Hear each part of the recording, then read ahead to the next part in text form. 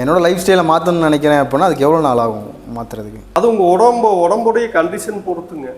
நீங்கள் தொடர்ந்து வரும்போது கண்டிப்பாக ஒரு நான் சொல்கிறது ஒரு 3-4 மாதமாவது வந்தீங்கன்னா அப்புறம் நீங்கள் வீட்லேயும் கூட பயிற்சி பண்ணிக்கலாம். இப்போ எங்களுடைய சென்டரில் வந்து நாங்கள் எதுவுமே ஒளிவு மறைவாலாம் எதுவுமே பண்ணுறது இல்லைங்க. கொஞ்சம் சொல்லி கொடுத்துட்டு மீதியெல்லாம் வந்து ரகசியமாக வச்சுக்கிற அளவுக்கு இங்கே ஒன்றும் நாங்கள் அந்த மாதிரி பண்ணுறது இல்லைங்க. எனக்கு என்னென்ன தெரியுதோ அதையெல்லாம் வந்து நான் வந்து டெய்லி கிளாஸில் சொல்லி கொடுப்போம். புதுசாக ஒரு விஷயம் தெரிஞ்சதுன்னா கூட அதை நம்ம மாணவர்கள் தெரிஞ்சுக்கிட்டுன்னு தான் சொல்லி கொடுப்போம். அவங்க வந்து அதை பழகிட்டாங்க அப்படின்னா வீட்லேயும் கூட பயிற்சி பண்ணலாம். அப்போ நான் வந்து ஒரு 2 நாள் மட்டும் வந்துட்டேன்னா கற்றுக்குவேன்ல சார்? 2 நாள்லாம் நீங்கள் 2 நாளெல்லாம் வந்தீங்கன்னா ஒரு பிரயோஜனம் இருக்காதுங்க. குறைஞ்சதோ ஒரு 100 நாள் வச்சுக்கோங்க, 2 மண்டலம் வச்சுக்கோங்க. 2 நாள் வேண்டாங்க, 2 மண்டலம் வச்சுக்கோங்க. இல்லை சார், நான் 100 நாள் பண்ணிக்கிறேன். 2 நாள் வந்தேன்னா என்ன நடக்குதுன்னு தெரிஞ்சுக்கோங்க, என்ன நடக்குதுன்னு தெரிஞ்சுக்கோங்கள, தெரிஞ்சுட்டு நான் அதை பண்ணிக்கலாம்ல, அந்த மாதிரி பண்ண முடியும். 2 நாளில் நீங்கள் வேடிக்கை தான் பார்க்கலாம், அதில் ஒன்றும் பலன் இருக்காதுங்க. நீங்கள் உடம்பு தயாராகிறதுக்கே உங்களுக்கு 1 வாரம் ஆயிருங்க. ஒரு ஆசனம் வந்து உங்களுக்கு எடுத்தோன்னே ஒரே நாள்லாம் பண்ண முடியாதுங்க. நீங்கள் மேஜிக்கு இந்த மாதிரி மந்திரம் பண்ணுற விஷயம்னா உடனே டக்குன்னு ஒரு விபூதி போடுவானுங்க, டக்குன்னு சரியாயிடுச்சுன்னா அது ஏதோ இதுலலாம் காமிக்கிறாங்க, டக்குன்னு ஒரு இது போடுவோம் அப்போவே சரியாயிடுச்சுங்கம்மா. நம்மளுக்கு அந்த மாதிரி மெத்தடெல்லாம் நம்மளுக்கு தெரியாது. நம்மளுக்கு வந்து உங்கள் உடம்ப நீங்களே தான் சரி பண்ணுறீங்க, நாங்கள் சரி பண்ணுறது இல்லைங்க. உங்கள் உடம்ப நீங்களே சரி பண்ணுறதுக்கு நாங்கள் வந்து எஜுகேட் பண்ணுறோம், அவ்வளோதான். உடம்புக்கு அந்த கண்டிஷன் கொடுக்குறோம். உங்களை சரி பண்ணுறதுக்கு அதுக்கான காலம் எடுக்குங்கள, ஒரு நேரம் எடுக்கும். தெரிஞ்சுக்கிறதுக்கும் உங்களுக்கு குறைஞ்சபட்சம் ஒரு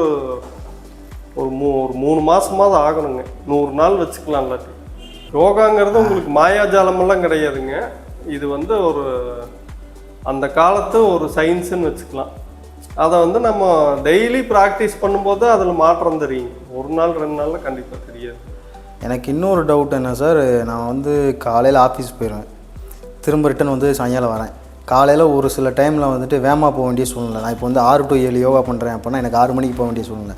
அன்றைக்கி நான் வந்து போயிட்டு வந்து திரும்ப ரிட்டன் பண்ணும்போது காலையில் பண்ண வேண்டிய சேர்ந்து எக்ஸ்ட்ரா பண்ணிக்கலாமா, இல்லை எப்படி, இல்லை டைமிங் மாற்றி பண்ணிக்கலாமா? எனக்கு வந்து 6 to 9 மணி வரைக்கும் ஆஃபீஸு. நான் எப்போயும் 6 மணிக்கு தான் பண்ணுவேன், 6 to 7 பண்ணுவேன். 9 மணிக்கு ஆஃபீஸில் பிரேக் இருக்கும் 1 hour. ஸோ அந்த 1 hour நான் யூஸ் பண்ண முடியுமா? இல்லைங்க, யோகா வந்து நீங்கள் காலையில் பண்ணுங்கள், முடியலைன்னா சாயங்காலம் பண்ணுங்கள்.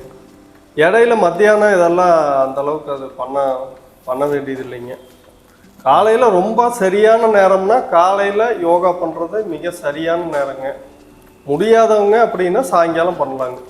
ஸோ நான் யோகா பண்ணிகிட்டு இருக்கும்போது எனக்கு வந்து காய்ச்சல், தலைவலி இந்த மாதிரியான பிரச்சனைகள் வரும்போது நான் யோகா கண்டினியூ பண்ணலாமா, இல்லை வந்து அன்னைக்கு சரியாக? அன்னைக்கெல்லாம் ஓய்வு எடுத்துக்கிறது நல்லதுங்க.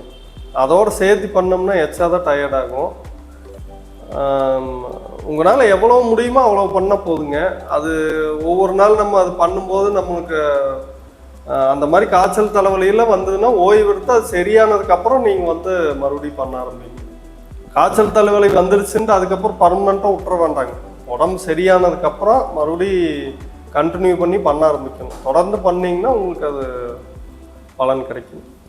நீங்களுமே உங்களுடைய வாழ்க்கையில முறையான யோக பயிற்சிகள் பண்ணி ஒரு வாழ்க்கையில முன்னேறணும்னு நினைச்சீங்கன்னா கண்டிப்பா கீழே இருக்கிற நம்பருக்கு தொடர்பு கொள்ளுங்க. நன்றி.